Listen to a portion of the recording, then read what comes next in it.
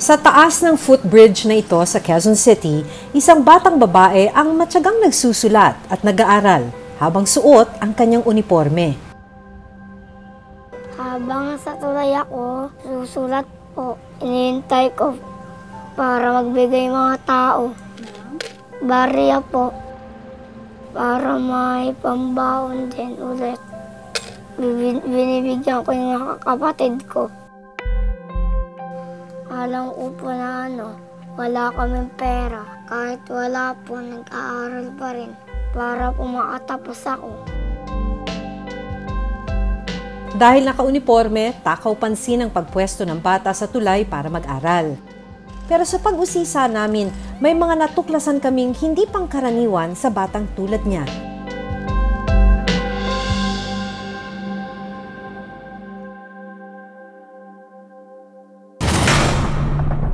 Ang away sa kalsada. Walang pinipiling lugar, oras at edad. Kapag hindi naawat at naiwasan. Kaligtasan ng mga tao ang nakataya. Mas malala, buhay ang maaring mawala. Sa isang video, makikitang binuhat at pinaupo ang isang lalaki na biktima pala ng isang rambol. Minaling yung labi, oh. Kung makita ko yung anak ko nandun na nakatakip na ng kumot. 2 oras lang kami nagkahiwalay ng anak ko. Patay na.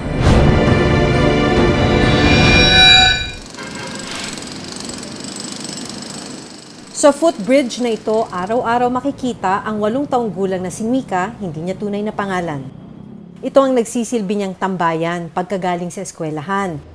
Dito na rin daw niya kasi ginagawa ang kanyang mga assignment. Ano yung sinusulat mo? Sorry.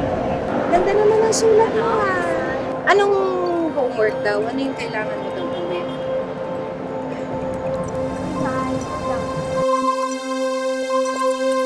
Kapansin-pansin ding may katabi siyang garapon.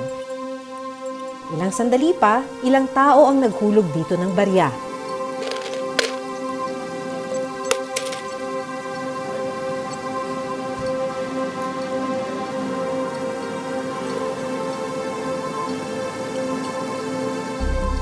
Ito raw kasi ang naisip niyang paraan para makatulong sa kanyang magulang at para may pambaon sa eskwela araw-araw. Habang sa tulay ako, susulat po. Inihintay ko para magbigay mga tao. Para may pambaon din ulit. Binibigyan ko yung mga kapatid ko. Kulang ba yung binibigay niya, Mama? Opo. Marami kami. Para din niya naisipin bigyan ako. Pampito sa 8 magkakapatid si Mika. Inabando na sila ng kanilang tatay kaya ang nanay ang mag-isang bumubuhay sa kanila. Hirap na po si Mamay, malilit pa kami. Sa kabila ng kanyang murang edad, naiintindihan na raw niya ang hirap na pinagdaraanan ng kanilang pamilya. Kasi po kulang po yung pera namin doon. Papambayad pa sa kuryente at sa tubig, ilaw. Pero may pagkakataon daw na natatakot siya habang nasa footbridge. Ano yung kinakatakot mo habang nandito ka? Kasi baka mahulog po ako. Pag natatakot ako, makakit na lang ako.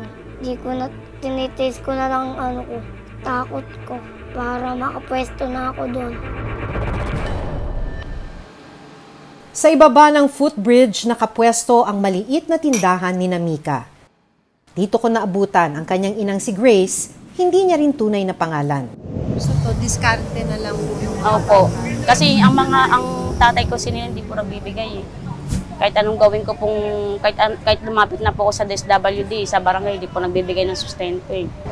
So, maliban po rito, parang yung ginagawa po ni parang naglilimos na rin po Opo, siya. parang gano'n na rin po. Naawa naman po ako sa mga anak ko, ma'am. Kaya lang, wala po talaga eh. Tulad niyan, nangungupahan kami ng bahay. Bahay, kuryente, tubig, baon nila sa pang-araw-araw, ulam at bigas namin sa pang-araw-araw. May pinapadede pa ako ng 5 years old.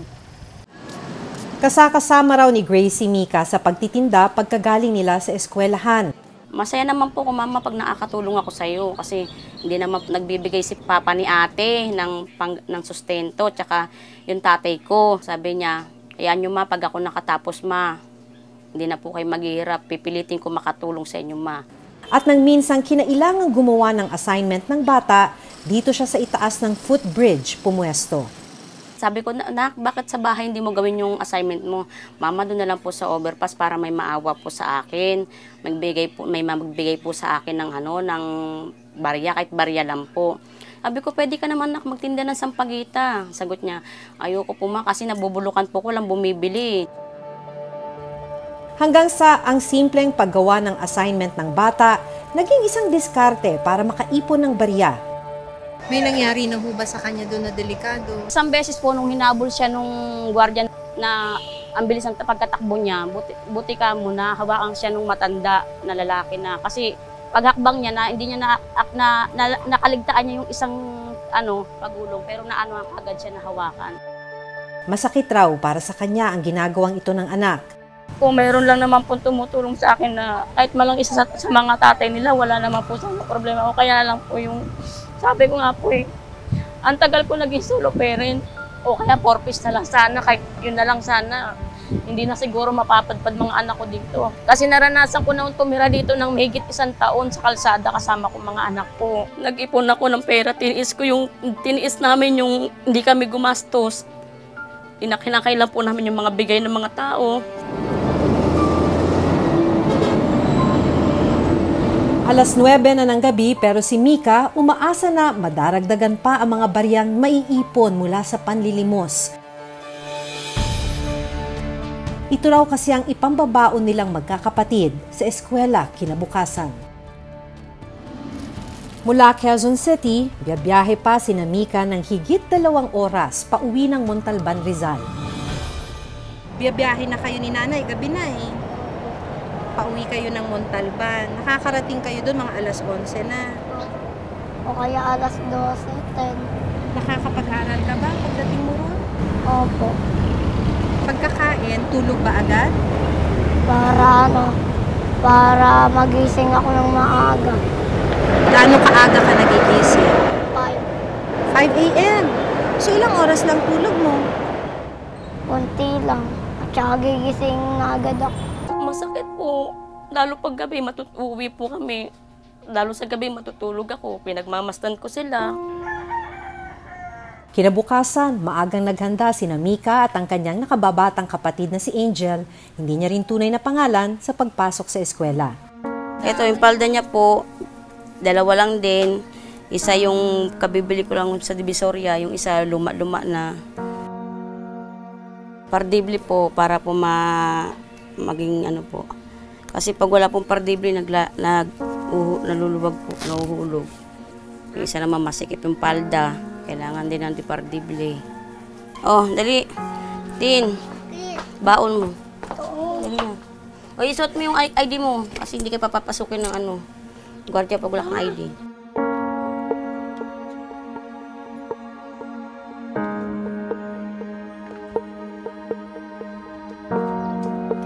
Nasa grade 3 na ngayon si Mika at kinder naman ang kanyang kapatid na si Angel. Araw-araw, sabay na pumapasok ang magkapatid sa isang public elementary school sa Montalban.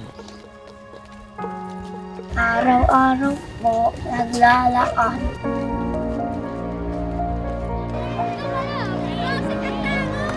Next, Mandrada. Kaibigan. Ano kaya po dati ang nilalagay? Pagdating sa kanilang classroom, agad na nilabas ni Mika ang isang notebook na pinaghahati niya raw para sa 2 subject. Kulang po ako sa uniform, tsaka sapatos, notebook, tsaka punta sa lapis, bag. Bakit kulang? Wala po kaming pera eh. Ang mga kakulangan sa gamit sa eskwela ang isa pa raw dahilan kung bakit siya nanlilimos sa footbridge. Alam ko po na wala kaming pera. Kahit wala po, nag-aaral pa rin para po makatapos ako. Pumapasok po kahit walang baon, araw-araw. para po makatapos ako. Kasi po hirap na hirap po. Hirap na po si mama, malilit pa kami. Ito ko po lahat ng kapatid ko po makatapos. Ang kanyang mga guro nangangamba sa kanyang kaligtasan sa tuwing pumupunta sa Maynila ang bata para dumiskarte. Unang-una ma'am, bababa ang kanyang performance kasi mahahati yung kanyang focus. Isang focus dun sa kanyang paghahanap buhay sa footbridge at yung focus dito sa pag-aaral. So may tendency na kapag siya ay lumiliban sa klase at absent, hindi po niya makukuha yung ibang competency na dapat ay kanyang napag-aaralan. Isa po yun sa magiging epekto sa kanya. Kung tutuusin, may batas na nagbabawal sa pamamalimos at pagbibigay limos, lalo na sa mga pampublikong lugar o ang anti-mendicacy law. Nakasaad sa batas na ang sinumang bata edad 8 taong gulang pababa na namamalimos o ginagamit ng isang individual gaya ng magulang o kamag-anak ay itinuturing ng batas bilang isang exploited child. Maaari ding patawan ng multa ng hindi tataas sa 500 pesos o pagkakakulong ng hindi lalagpas ng 2 taon ang sinumang mendicant o mapatutunayang gumagamit sa isang bata para mamalimos.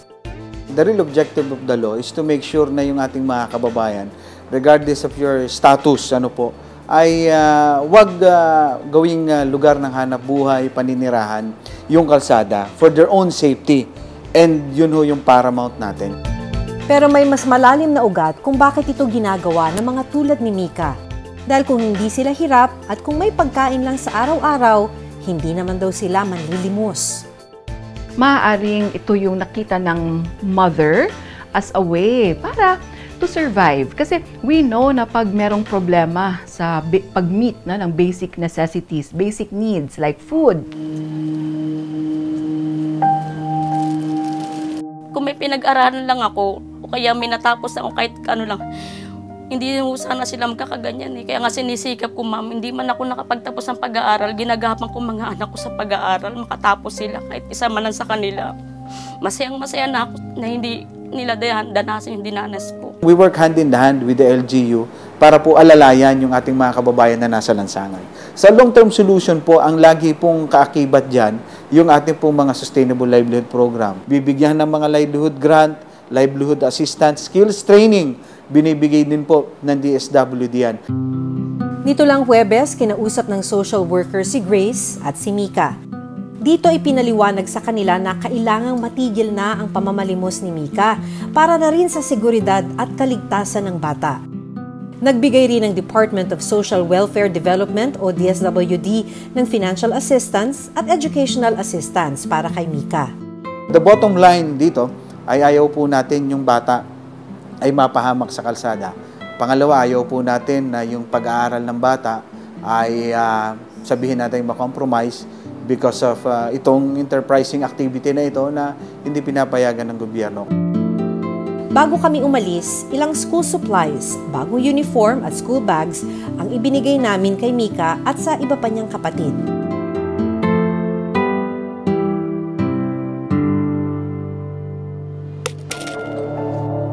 Isa lang ang pamilya ni Mika sa mga patuloy na kumakapit sa patalim kaya nauuwi sa paghihingi sa kalsada.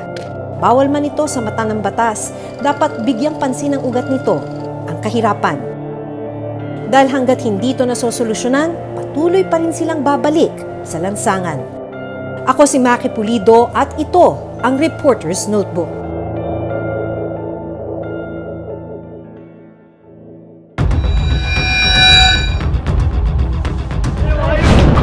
Sa cellphone video na ito, nakuha ng isang residente sa barangay Santa Monica, San Luis, Pampanga. Makikita ang komosyon sa pagitan ng ilang kalalakihan. Ilang saglit pa, nakuha ng video ang lalaking naka-pink t-shirt na nakadapa sa tabing kalsada. Isang lalaki ang nagbuhat, humila at nagpaupo sa biktima. Maririnig na pinipilit pa ng ilang residente na manatiling gising ang lalaki. September 30 ng gabi nang makuna ng video ang rumble dito sa Barangay Santa Monica, San Luis, Pampanga. Sa eksaktong lugar na ito, bumagsak ang biktima. Hindi na siya umabot ng buhay sa ospital. Kinilala ang biktima na si Angelo de la Cruz, 24 years old, residente ng Barangay San Juan, San Luis.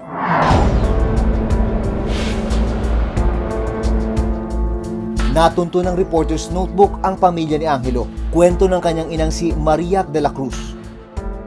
Hindi niya alam na umalis ng bahay si Angelo. Walang kamalay-malay sina Maria na nasangkot na ang anak sa gulo. Tumating yung isa kong anak ang sabi, "Mahay ka, si Oge, may nangyari ka." Ang nasa isip ko, baka ako na-disgrasya, ba't ka ako umalis? Baka na-disgrasya. Yun ang nasa isip ko, baka nabangga o na-disgrasya. Bangkay ng madatna ni Maria si Angelo sa ospital. Nung makita ko yung anak ko nandun na nakatakip na ng kumot. 2 oras lang kami nagkahiwalay ng anak ko. Patay na.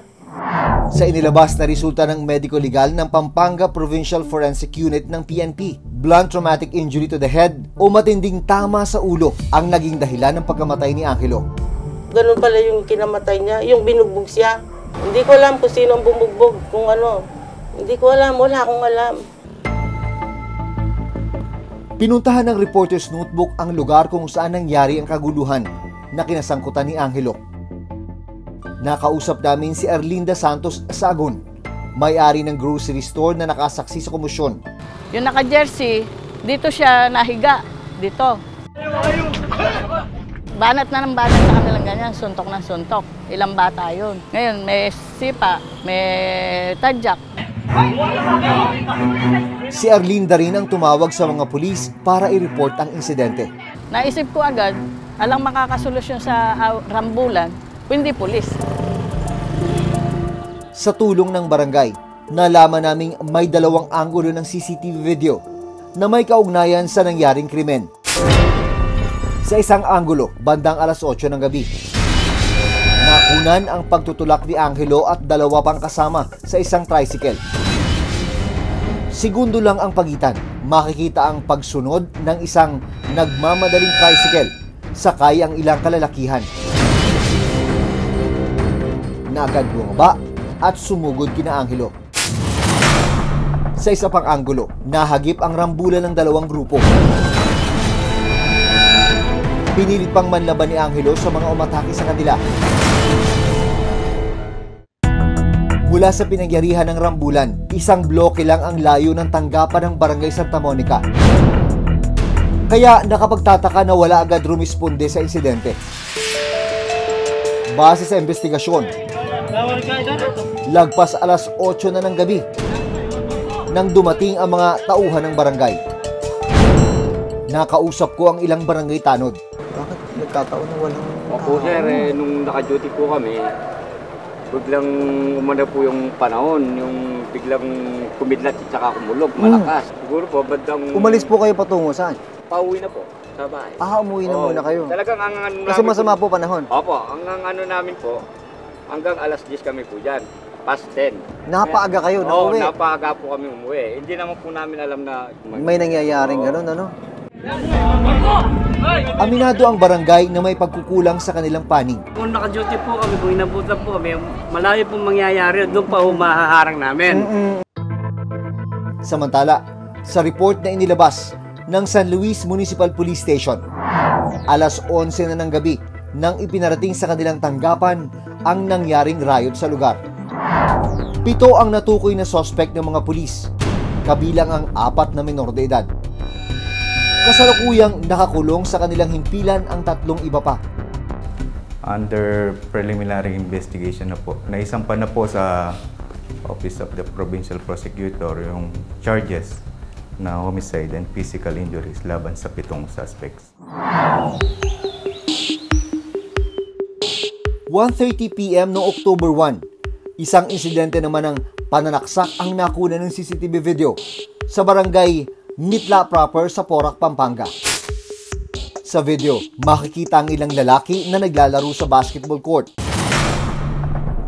Ilang saglit pa, nakunan ang pagpulasan at pagtakbo ng mga tao palabas ng court. Nasundan ito ng aktwal na pananaksak ng lalaking nakahubad sa lalaking naka-black na t-shirt. Maya-maya pa, isang lalaking naka-blue na shorts ang makikitang napaupo at duguan sa kalsada. Isa pang lalaking duguan din ang napaupo naman sa gilid ng kalsada. Nalaman ng Reporter's Notebook na magkakapatid pala ang tatlong duguang lalaki sa video. Kwento ng isa sa mga biktima na si Martin. Isang grupo ang nagyaya sa kanyang mga kapatid na sina Matthew, 26 years old, at Mario, 25 years old, na maglaro ng basketball. Nung unang game, okay naman po yung laro nila. Tapos, sumunod po, naglaro po sila ulit. Mga malapit na pong matapos, nagkakapikunan na po sila. Ano po, sa foul, nagsisikuan po. Doon na raw nagsimulang magkainitan ng dalawang grupo. Yung kalaban, nangaamba po ng suntok. Tapos gumit na po ako, sinabi ko po, tama na yan, tigil nyo na.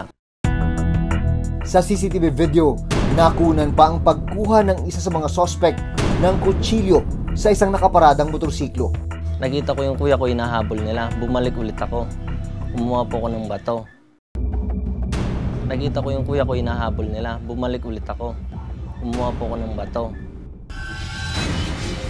Pagbalik ko po, ako naman po yung inahabol hanggang sa naabutan po ako.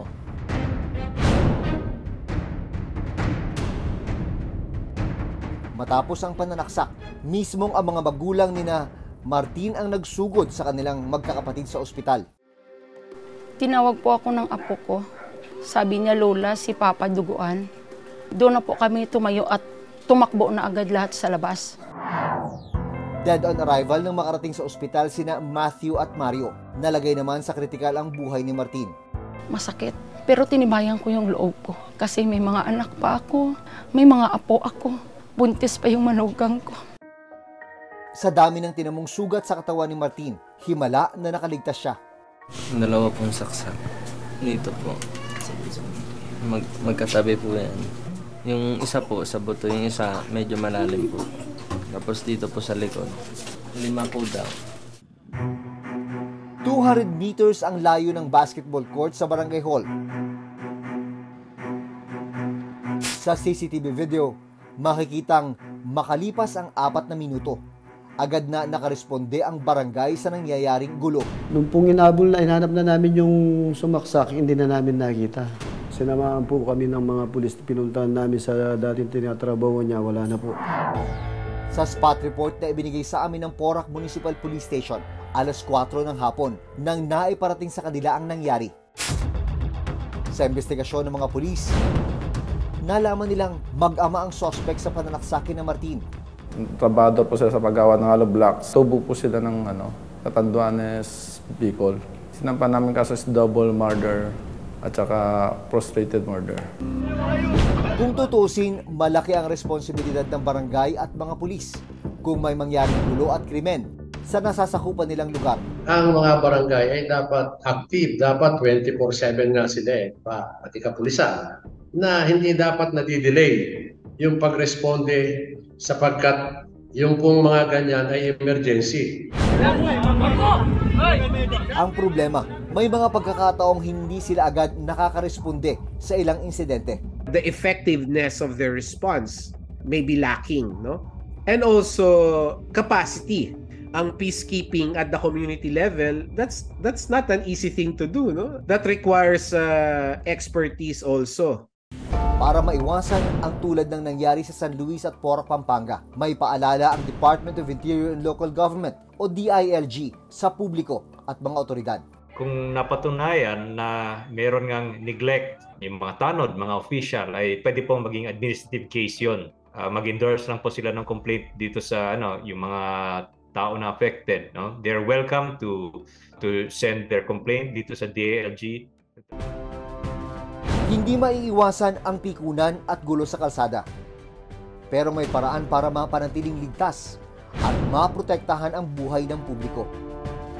At kabilang sa may responsibilidad niyan ay ang barangay at ang pulisya. Ako si Jun Veneracion at ito ang